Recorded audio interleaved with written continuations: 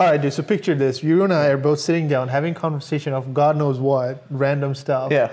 And then we decided to start a podcast. Do you remember the reason? Yeah, I remember the reason. We were like, it was like us getting lunch and like, I don't know, we were probably like, I'm so confused, I don't know what to study. And a conversation I think we've all kind of had as radiology residents of like, there's so many diverse resources.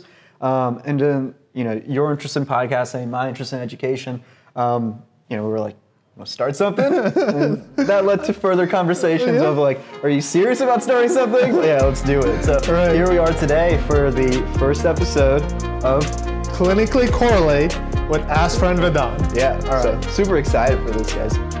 Okay, so episode 1. Yeah. We're both brand new residents, if you couldn't already tell. And we want to talk about our first 4 months, the experience we've had, what were the best parts of our radiology residency so far, and what were some of the challenges we faced, and our support group, right? Yeah. But before we get to that, let's introduce ourselves as if we're in an interview, right? Sure. Sir? So Vedant, you're sitting in the hot seat. Day 1 of your interview. First radiology interview. You're wearing a suit and a tie, hopefully a nice one. You're sweating. The interviewer looks at you and asks with a straight face, tell me about yourself. Yeah, the dreaded question. The dreaded question. You get good by the end. But you know, I'm originally from Tampa, Florida. Pretty much grew up there my entire life. Went to the University of Miami for undergrad and med school. Med school, thought I was going to do internal medicine for the longest time. And then kind of midway through my 3rd year, did a diagnostic radiology rotation. Really loved it. And thought I was going to do diagnostics. And then surprisingly, during the end of my 3rd year, I really loved surgery. So at that point, I was like, what do I want to do? And kind of at those crossroads. And then, you know, surgery was something that I felt was kind of old school. A lot of things felt like it had been done that way for 50 years and it's going to continue to be done that way. And interventional radiology was something I'd always seen as a first year, but then kind of revisiting it at the end of my 3rd year, having that clinical context, understanding those procedures made a lot more sense. It kind of clicked, I think, at that time. So ultimately decided to do interventional radiology. Took a research year in between my 3rd and 4th year, and you know, I'm excited to interview now at your school. So that was my spiel. All right. So for me, right? Oh boy! I mean, the first time I gave that answer, I was like, "Oh, I was born here. My dad's a doctor. We saw these patients in Bangladesh. He inspired me to go to medical school." And like the first 5 minutes was like why I went to medical school. Then I realized, oh darn! Now I gotta talk about radiology. So rusty. But my spiel was, you know, in medical school, I was kind of similar. I wanted to get into medicine, and then actually hematology, oncology, and GI were sort of at the top of my lists. Didn't really rotate through a radiology rotation, but I soon recognized how useful radiology was across every single clinical clerkship I was in. You know, surgery, internal medicine, neurology, even psychiatry. You know, they were bringing up brain MRI and brain imaging. And so I decided to give that a try, and I realized that I absolutely loved it. I absolutely loved how pure radiology was in terms of its day-to-day academic life, and how you're solely concentrated on the studies itself, answering the clinical questions, and kind of moving on. Social work isn't kind of bogging you down, you know. A lot of the other aspects of non-clinical, non-academic aspects of medicine, you know, were just not there in diagnostic radiology.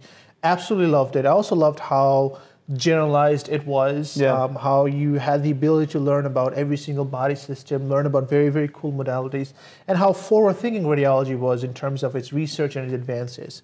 So all of that got me excited. Decided to apply diagnostic. I didn't really think I had the chops for procedures or just long IR procedures. And so here I am, man. Nice, dude. Yeah. All right, now let's get down to business. The first order question is, you know, we just started radiology this past summer, right? It's been we're 4 months in. We kind of have the hang of what it's like to be a radiology resident. So first off, you know, Vedant, what rotations have you had thus far? Yeah, so I started on musculoskeletal radiology, then went on to CT body, which is like the abdomen and pelvis for CTs, and just over and over again. Then I did abdominal ultrasound as well, where we worked side by side. And I just finished a rotation in interventional radiology, and I'm currently on my nuclear medicine rotation. Nice, nice. So I started off in thoracic imaging or chest, then I did my IR rotation, and then I went into CT body rotation where I again work with Vedant. Then I finished my nuclear medicine rotation. Now I'm currently on cardiovascular imaging. So between the both of us, we've had a lot of variety of modalities. And actually between like our smaller community hospital, Pennsylvania Hospital, and of course the larger campus of HUP. So again, the next order is, what is a day in the life like for you? When you, from the time you wake up to the time you're going to bed, give me a typical weekday. Sure. Wake up around 6:15, 6:30, get ready in 15 minutes or so, kind of make my way to whichever hospital we're at for our morning lecture, which typically runs 7:30 to 9. And then we have about like 15 minutes or so from lecture to get to wherever our service like location is and the reading room for that. And in between that, depending on where you are, it's like a very quick walk, and we all get a chance to catch up and get some coffee, or it's a 15-minute walk, and you got to sprint your way there. But besides that, from 9:30 to around noon or so, you're just picking up studies, learning about them, and kind of reading it out with the attending. And then depending on how busy the service is, whether it's like right around noon or a little bit after, just so someone's able to always, man the phone if necessary. At that point, get lunch, hang out with co-residents, either, fellow R1s or, especially at a bigger hospital, sometimes a lot of the upper level residents are there as well. And then kind of go back, 30, 45 minutes later, continue doing cases and read out closer to 4 o'clock to hopefully like finish the day around 5. All right, man, you left out half the day. What do you do when you come home? So so come home. It's about like a 30-minute walk back from the hospital. Get some food, and at that point relax a little bit, work out, and then ultimately study/try to study. It does depend on the day. It does depend on the rotation as well. If exactly what you think is relevant, both from like cases you saw that day, and then overall just kind of getting like a good baseline understanding of all the different studies you can do and findings that you're supposed to be looking out for. Got it. And what time are you going to sleep? Are you getting 8 hours in? I guess roughly. So my wife is a urology resident, so part of my evening is waiting for her to come home, and so that can be on the later side. So it's really when she comes home, and then when we end up going to sleep, just so we get a little bit of time to hang out with each other. Nice. So for me, it's pretty much the same. So I would wake up by at least. I set an alarm for 5:40. Wake up at 6:20. Have my coffee, either a protein shake, or if I have breakfast, that's what I have. Make my way to lectures, whether I have to take a bus to Pennsylvania Hospital, or if it's in the main campus, it's within a walking distance, you usually walk.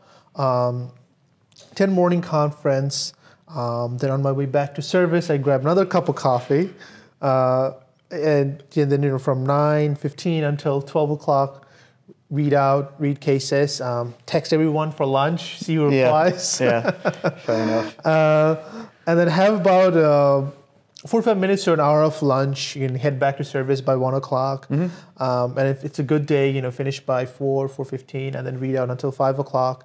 Go home, and then, as you said, it's just tough to study. As R1s, we're continuously learning. Every single study is an opportunity to learn at least 5 to 10 things, right? Yeah. And by the time I get home, I am tired.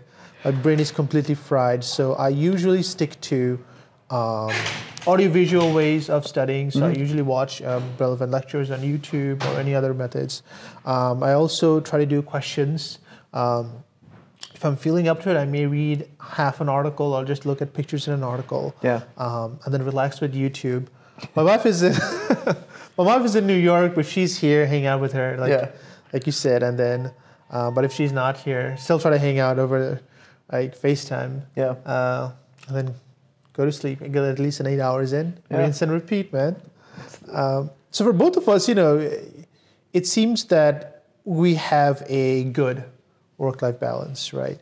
That kind of brings us to our next point. We're both sort of fresh out of intern year, still very early on in residency. So let's start with the positives, right? What do you think have been the most enjoyable aspects of your radiology residency thus far? Yeah, well, it definitely is like a big transition going from like intern year to R1 year for a lot of reasons. And definitely the good one is you get to sleep a lot more. I think we have like anywhere from like 4 to 6 weekends that we have to work this year. It definitely ramps up, it sounds like, going forward to next year as like where our call is predominantly kind of located, and then kind of eases up later on. But R1 year, everyone tells you it's the best year for your work-life balance. So I'm definitely enjoying that. I think from an intellectual standpoint, it's I did a surgical prelim year. And so at least on like, CT body, it was like everything that I had seen and like taken care of from a clinical standpoint, like, and not really understanding what was going on in the CTs besides like being able to see a massive abscess if it was there. It's kind of nice to like be able to learn how to diagnose that de novo without cheating and looking at the report, because you're the radiology resident who's doing a surgical year. Right. But, I think from the other perspective, I'm an interventional radiology resident as well. So it's, just nice after now being away from like the Irish suite for 2 years to like come back, do a rotation, and really, just get my hands back on needles, wires, catheters, and, kind of that's what I want to be like doing at the end of the day as well. So a little bit more focused of my training and what I'm learning on a daily basis. Nice. And kind of building up on that, and as you said, I think, I went to a very relaxing intern year. Yeah, as you've told me several times. As I've told everyone. Yeah, exactly. Times. More on this on our second episode where we delve deeper into the types of intern year and what you should consider. But I think the work-life balance is definitely one of the best parts of our residency. The other thing is, as an intern, I just felt like my job was to kind of move patients, write notes, call consults, hold the pagers. We have absolutely none of that here. Most of our day is focused on the education itself, pure radiology. Yeah. Sometimes we're doing protocoling, but then again, that's a huge part of radiology in and of itself. That's definitely been a very enjoyable part. And I'm not going to lie, I think not having to deal with toxic consultants is a huge benefit. Yeah. And what I've realized when I'm on call is whenever someone is calling for a read, they're always super nice to us. So it's nice to be on the other side, to be a consultant. Mm-hmm. Other thing, as you said, we don't have a lot of call, at least in our program. Again, this will vary by program to program. We work about 3 or 4 full weekends this year. And whenever we're working on a weekend, we usually work from 7 to 12. So even that is not too bad. So having just full weekends, just to relax, catch up on life is an amazing feature. Yeah. Other thing, I think, going off of the work-life balance, I think it's a feature of mainly of our residency here, where we have morning conference, but in noontime, we have a dedicated sort of lunch hour, and it's expected that the residents go on and have lunch rather than having lunch kind of in the workroom in and of itself. So having good lunch breaks, and our program has been fantastic enough to have department-sponsored happy hours, one every month. Yeah. And our class has been pretty good about having our own happy hours. Yeah. You lead the charge, really. I try to. Yeah. And it's important. And the other thing is, our program is enabling us to do that because we're not on call so frequently, right? Yeah. And we almost always get to leave on time. Free food. And it's free coffee, I would say. Free food we get at the end of the rotation, free ice cream. These little things have been the fun part of residency. Also, we got to attend your wedding, which was a lot of fun. I'm glad you guys could come. Yeah, that was a lot of fun. Again, starting radiology residency, it's challenging because there's so many new things to learn. Mm-hmm. But I think we also have decent free time and work-life balance where we can pursue our own interests, right? Kind of like this right here. Yeah, we have the time to do this. Yeah, no, 100%. And I think it gives us a chance of, going through residency and seeing, what areas could be better, could be worse, right? And I think one conversation that we had that kind of led to this right here was, the fact of, from a learning standpoint, there's a lot of things that are kind of scattered from resources, whether they're books or online. Like videos or even articles, and kind of, especially as the first stage of as an R1, everything's new to you, right? And so it was that conversation that kind of led us to here. So building off of that, right? Yeah. What do you think have been the most challenging aspects of starting a radiology residency? Yeah, so I think it's one, every rotation is a new rotation. At least for our program, we don't repeat anything. So, you know, MSK was very different from CT body, from ultrasound to IR to nuclear medicine. And so, like, just as you get good at something or you feel comfortable in it, you switch over. And then definitely when we're starting, there's like, you know, how do I use a computer? Even understanding the different kind of softwares we're using, how to interface between them, how to troubleshoot when things don't go well. And then from a learning standpoint, you know, like a mentor of mine kind of told me there's like 3 buckets in radiology. One is like the physics of the modality, 2 is like the imaging characteristics, and 3 is like the actual like clinical significance of what you're finding. And I think, you know, just as an R1, like just the physics and like imaging modality is such a big kind of ask when you're first learning about it that, you know, it takes a week or so to just get comfortable, and then like 2 weeks just to know like what's the diseases that you're seeing in the book, and then also correlating that with like the common diseases that you're ultimately seeing when you're reading studies.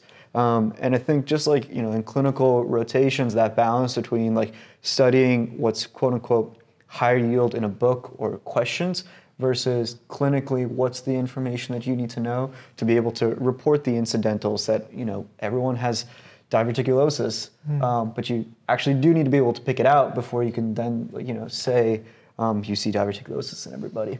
Yeah, that's right. I think, as you said, there is this huge learning curve for everything, right? You know, when we're in our clinical years of medical school, we build up, we start first to learn how to write notes, right? We sort of learn how to call consults. When you're a sub-I, you just kind of learn the specific service, in your case surgery, in my case medicine, right?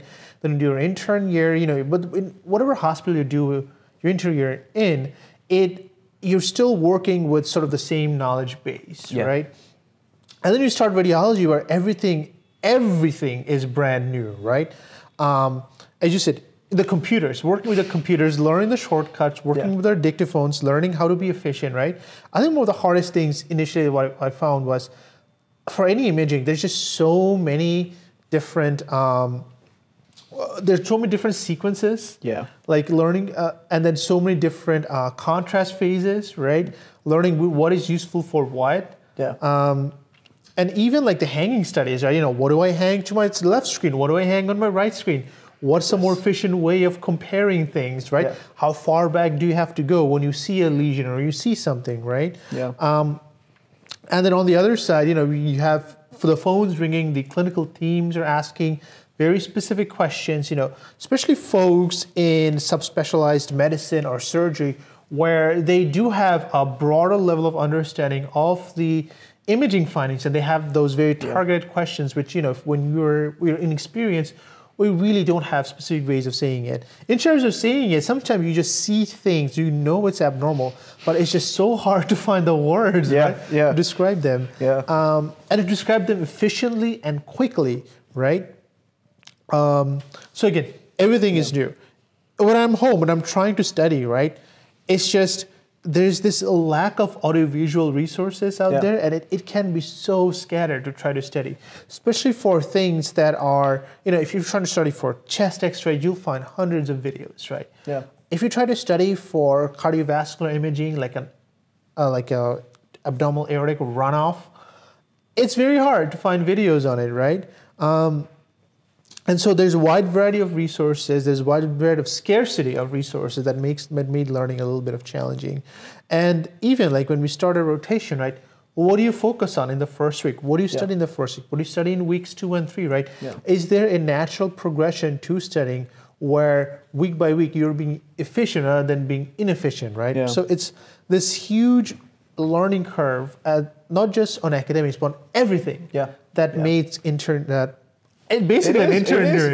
It's an intern year of radiology, challenging, right? And then as you said, you get comfortable in a rotation, 4 weeks later we have to switch. Every time, man. Every single time, It's like, I think it's like the fastest kind of like, you know, transition, right? At least, I don't know about you, my intern year, like after 6 months or so, I started repeating like the same rotation. So like the second time around, you're like, you pick up speed, you know how things work. But like we have 12 months of like besides repeating our first rotation, Right. just because everyone knows like you didn't learn anything during that time. It's a new thing every time. Exactly, yeah. And if you're lucky enough to have, for example, in cardiovascular imaging, if it's CT and you've had CT thorax and CT body, you could pick up the incidentals, but everything else, like you have no idea what's going on. 100%. I'm on like nukes right now, and we read PET. Like I'm like, I can do the body, but the head, like I don't know, it looks fine. Like exactly, that's all I can tell, and then you just kind of dictate whatever they tell you to say. Yeah. It's tough. It has been tough, and even with all the free time I have, I think I go home and I just don't feel as comfortable as I did even like a month in intern year. Yeah. Because an intern is the same thing. You see the patient, you write a note, you put in a console, you write whatever your attending tells you, right? It's that variation of it, rinse and repeat. But here, since it's such pure radiology, such pure medical learning, and every time it's different, I think it's been challenging in that way. Yeah. More on that, like since we're on rotation, and since we're learning so much in every single rotation, I think it's the mental fatigue. It is, dude. Like I didn't realize how tiring that would be. Right. So we talk about like, oh, we come home by 5:30. Yeah. But I'm pretty tired. Exactly. Like, and like you just look at a screen all day, and like you were saying, you're cognitively learning. Right. Like it's like studying for STEP, and like you're at your peak capacity too. Right. Because like, I'm on nukes, and it's like, I'm staring at what I call pointillism radiology. Like it's just dots, and like it's making the signal from the noise, and then putting it in the clinical context, and then like learning how to actually say it in a way like your attendings kind of recommend, and that fits the efficient, effective clinical communication. Right. And you come home, and like to do all that over again with like a kind of similar brain power and like skill set is tough. Absolutely. And one of the things that I've tried was, can I wake up a little earlier? So for me, that would be 5 o'clock to start studying. For me personally, I'm more efficient in the morning. And so I've tried that, but boy, oh boy, does it not work. Alarms always go up on at 5. I wake up at 6:30 no matter what. No matter what, Which is just funny compared to intern year, because alarm is at 4:45, like, but you got to be there at 6, so like your butt's on the line. So this takes a little bit more discipline. Definitely. And I think personal life too, but at all of we have things going on. You had to plan a wedding. That must have been stressful, exciting but stressful, right? Yeah. No, 100%. And I think what's nice is at least we get that opportunity, right? But yeah, a lot of stuff going on. It's definitely like calmed down. It's almost 2 months now since that wedding. So it's I remember the day you were falling asleep on rotation. The day after the wedding. Like I came back to work on Monday. That's right. We've talked about the fun parts. We've talked about the challenges. Now, to survive, the support system, right? I think it's important to realize how crucial that is. I personally feel I cannot run through residency on my own. And it's so important to have a support system, not just at home, but also among colleagues and residency program director. So tell me about your support system, man, and how they have supported you. A lot. That's the short answer. I don't think, not just in residency, but like whether it's undergrad, med school, or anyone's journey kind of in between, like, family, friends, and your loved ones really make a big difference. My wife is here, but I feel like I'm more of a house husband to her, just given her work schedule. But it definitely is nice, I think, coming home and spending some time together. Or this morning, on a weekend that she's not on call, getting a chance to explore the city, and just like. It's that combination of like career kind of aspirations, which I think probably draws a lot of us to Penn, and at the same time like making a place, because you're going to be there 5-6 years, or depending on your residency, it's anywhere from 3 to 7 years, that your personal life continues to happen. That's right. That's right. In various ways. So I think I tutor students, and I tell them a lot of times like, you may never know where you're going to go because you don't know the other applicants and where they want to go as well. And oftentimes, like, people are going to go where it's close to home. That's right. I think it's so important to realize that how crucial location is. And for me, I'm from New York City. Philadelphia is about 110 miles, on the road. And I've been going back every weekend to visit family. And I'm so lucky that it's so close. Right? It only takes me about 2.5 hours, 3 hours with traffic, and I've been able to do that. But when I was in my intern year, and I don't know, I had a very relaxed intern year, but I couldn't go home as frequently because I had more weekends, I had more clinic, basically more weekends to be in the hospital. So it definitely has been a blessing in a way to be so close to home. But as you said, support system for my wife, she has been extremely supportive. I think the other big thing is our colleagues are, we have a very good group of people. We're always supporting each other, on happy hours, we always have a nice group. We relax, we complain, but we support each other, right? And the program leadership as well, it has, it's undeniable how supportive Mary is and how the program leadership is to us, and it's so important. And it's something that I feel like I wouldn't have fully realized until I showed up to the residency. And I don't think there's any other way to unfortunately realize it, because everyone will tell you, and I don't know how much faith I would put on those, because every single program told me, hey, we have a very supportive PD. I'm sure they are, but in different ways. But Mary has been so instrumental in bringing this work-life balance to our residency. And it's really, I had to be here to fully appreciate the extent that she went. Yeah, 100%. I think it's, it's the focus on our education, and then two, like supporting us professionally, whether it's resources, whether it's like conference time, research time, and kind of like customizing your residency to that within like whatever, constraints of the overall like residency guidelines they have to follow. But like you said, the final component is the fact that like, I think what was nice in the first couple of weeks of us as a radiology cohorts, we just hung out a lot. Right. And so like even, like my wedding was like in the first 2 months of residency, wanted all you guys to come out and celebrate with me. Which like, I think it's just a testament again of that approach of like making sure that like foundation's there, making sure that even lunch, is kind of a semi-protected time. For us and be able to make those connections. All right, man. We're at the end of our episode. We are. It's episode 1. Episode 1, yeah. Clinically Correlate. Clinically Correlate indeed, my friends. Yeah. All right, in our next episode, we'll talk about our intern year and how applicants should approach their intern year. Yeah. All right. See you next episode. See you guys. Welcome to Clinically Correlate with Azfar and Vedant. This is Azfar, that is Vedant. That's dumb. This is a computer. This is your computer. As a table. It's actually how we practice as radiology residents. We just point out and call things as names. Right. The liver. That is the liver. We have an appendix.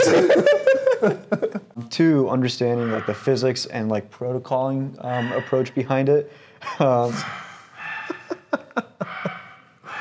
Cut. Maybe Hup might be better. Well, it's fine. I don't know if you remember like your first interview. I was so rusty. I was super. It was like by the time, by the time I got to like my 6th or 7th, like, tell me about yourself, dude. Boy. Music to my ears. I've never heard that question before. I was like, oh boy, here we go. Tell me about yourself. 2 minutes, they were already so impressed. Oh yeah, I know. Like it's 2 minutes, and you got to bring them through your entire life and why you're sitting in that chair right now. Exactly. Yeah. And then you're like, I'm open to questions.